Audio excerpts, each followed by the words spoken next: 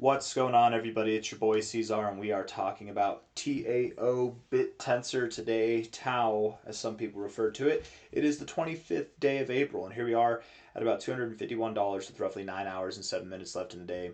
Hit that like button, subscribe. Thank you all for being here. And let's get into it, okay? Let's get into it. TAO, still dealing with the calamitous aftermath of this subnet seller saga here. I do believe, as I said on this day, and as I've continued to say throughout this time, I don't believe it's the best time to sell. Hindsight's 2020, right? This would have been the best time to sell.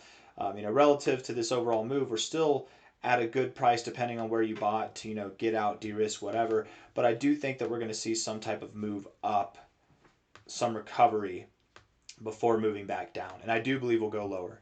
Even when we were at these highs, I was saying that in the reference of this overall move, I did expect that we'd move up above $400. I did think that that would happen. We went back and forth on that a little bit. I really do believe we would have perceived, or we would have proceeded to prices above $400 if it weren't for this bitch fit that this guy threw.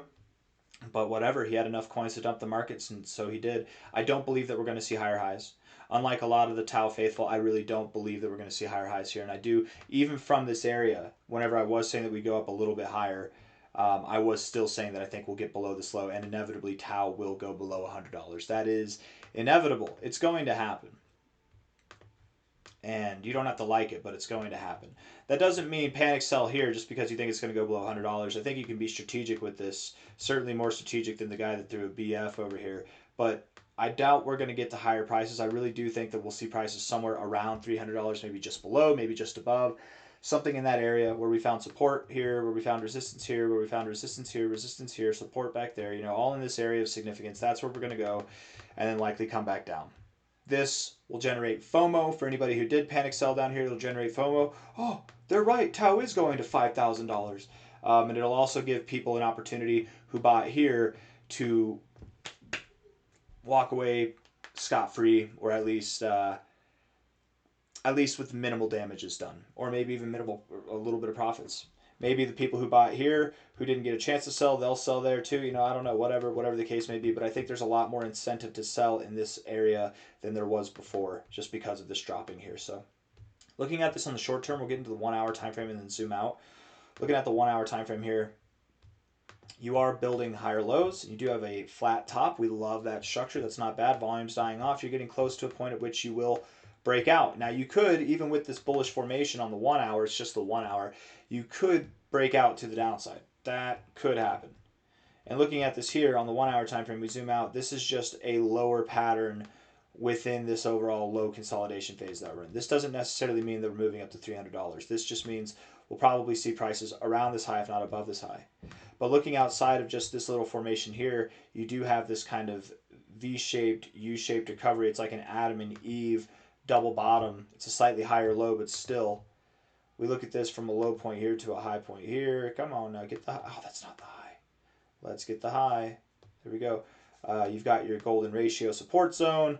You found support at your 786. You're actually being constructive. Yeah, I really do think you're going to move higher.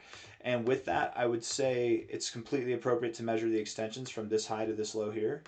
So I would expect we do see 276 to 288, somewhere in there. Once you get above 288, we should be clear for 298 to 325. I doubt we get above 325. Again, I doubt that we get above these highs here. But I think 325 might be the maximum, whereas maybe 288 might be the minimum that we see from this overall procedure to the upside. It is possible that we recover and we don't even get above $300. We stop right here at around 280, 290, right there. But it looks good. It looks good for that, at least that.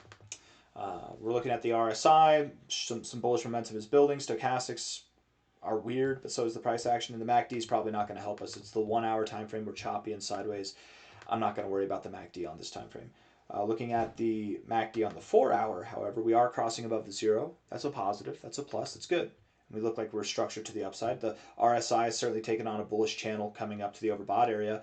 I do expect that when you break out of this kind of lower area, that will directly reflect in a overbought reading with the RSI. So we should see that go hand in hand. Stochastics should be overbought as well. The MACD is above the zero. All of it looks good, in my opinion, for continuation to the upside. And again, 288 could be where we stop. Maybe we go up to 320, something like that, whatever. But just that general area is what we're looking for. daily time frame, zooming out a little bit more, we look at this here, the RSI is in trouble. And before the subnet seller even took action, we had this rejection off the overbought zone telling us that it was a bad time, man. We had bearish divergence, all this stuff. We plummeted. You are right now in a kind of downward sloping channel, and we come up, we can hit the 50. That'll express a little move to the upside, which is exactly what we're calling for. We're at 250. We're talking about a $30 move to maybe a $70 move. $70 is a little bit bigger than a $30 move, that's for sure, especially on a $250 asset. But a little move nonetheless, something that will likely find resistance right around the 50, if not just above the 50, a lower high in this overall trend. And then the final purge down to the oversold zone will begin, and that should reflect a move that takes us back down well below $200. I do believe that's coming. I think that's predestined. We look at this here in the stochastics. We're getting up to the 50. We can find resistance there at the 50 soon enough. We can go a little bit above the 50 and find resistance, or who knows, man. Maybe we pump up a little bit. We kind of chill in this area, and that gives the stochastics enough time to get to the overbought zone, completely reset, and then we dump off. But for now, they do look good. They look good for continuation to the upside.